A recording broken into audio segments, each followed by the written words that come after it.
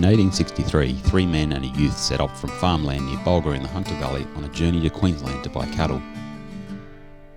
One of the men was a local drover by the name of Peter Clark. Unfortunately, this was to be a journey from which Peter Clark would never return.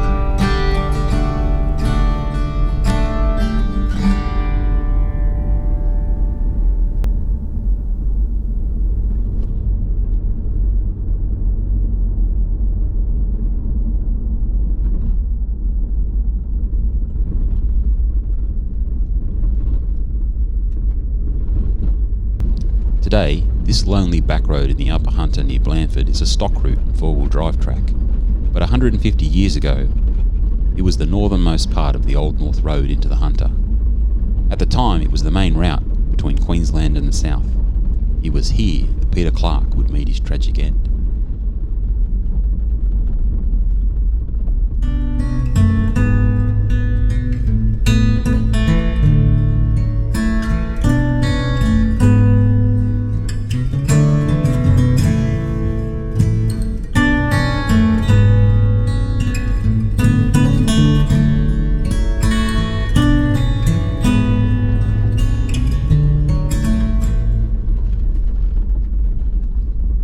Tales vary slightly. The group had camped the night of April 8th, 1863, just below Rawlins Range. The next day, the youngest of the group was riding out front when he was bailed up by a bushranger wearing a black crepe mask and false beard as a disguise. He is said to have run off when the bushranger fired his first warning shot. At gunpoint, Peter Clark was stopped next and ordered to hand over his valuables. Clark refused, lunging at the gunman, but was shot in the neck for his bravery. Clark is supposed to have then held the bushranger in a death grip, allowing his companions enough time to come in and grapple with the distracted gunman. The bushranger then fired a second shot, proving fatal to the unlucky young cattleman. While it is clear that Clark refused to give away his money without a struggle, some reports have Clark simply falling and being shot a second time. Another report claims that the night before the killing, Clark had been gambling at his grandfather's inn in Blandford with a stranger.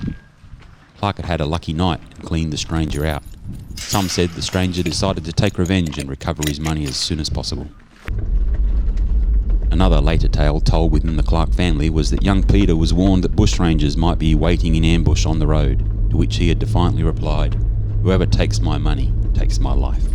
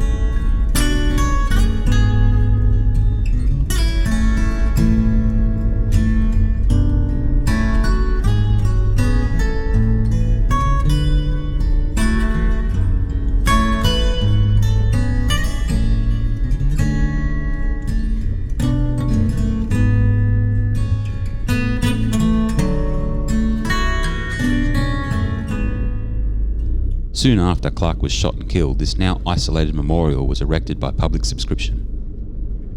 It is thought to be the biggest civilian monument in all Australia to a bushranging victim.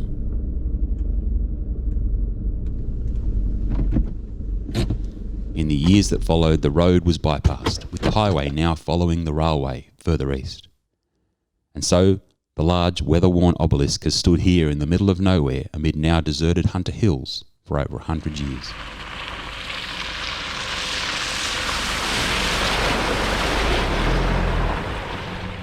After an inquest was held at Murrurundi, Peter Clark's corpse was taken to Eaton's Hotel at Muswellbrook to wait for his family to arrive so he could be buried.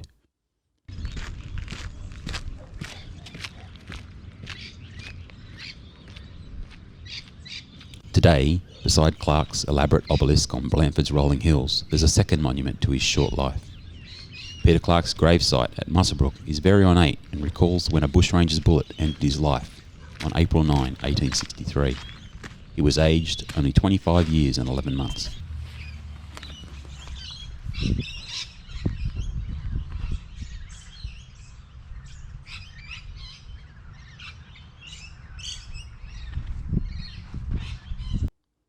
So what about the man who killed Peter Clark? He would eventually give the name of Henry Wilson. He was immediately captured, and it has been suggested that the fatal shooting may have been Wilson's first day of trying out armed robbery as an occupation. Clark's young offsider, who had escaped earlier from Wilson, had found a trooper by the name of Constable Bruce. Bruce had set off alone to go to Clark's aid. By then, Clark's companions had overpowered Wilson and tied him up with stirrup straps. In captivity, Wilson never revealed his real name. Reports said that he had tried to kill himself with ropes made out of blanket strips which broke. He went on a hunger strike and also tried to slit his own throat. Whether out of remorse or from shaming his family, no one knows. In death, however, Wilson has a dubious honour.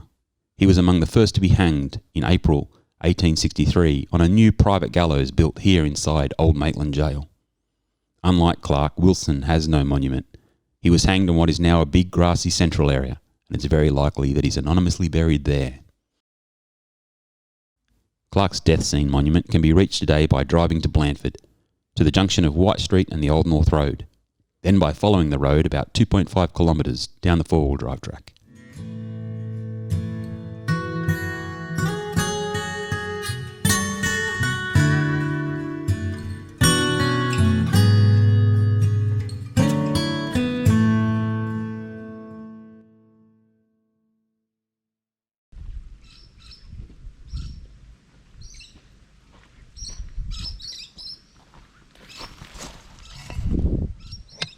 Didn't even get wet. Well, not much.